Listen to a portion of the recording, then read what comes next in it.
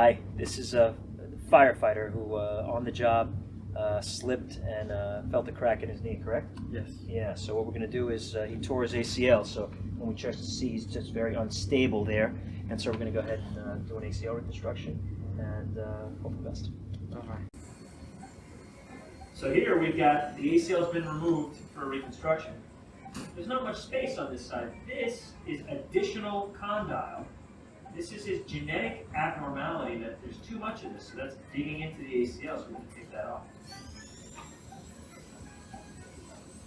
This is called a notchplasty.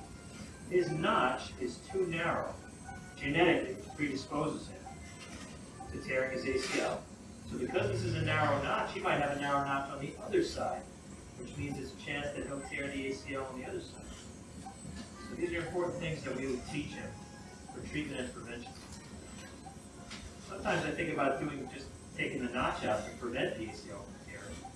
There's not enough research to suggest that that's worth doing. So this is the reconstructed graft now put in. Some of this notch was removed. So this is the new constructed ACL, nice and tight. I removed some of that notch because there was too much notch before. Now he's got plenty of room. And now when we straighten out the knee, you see the ACL gliding right through nicely.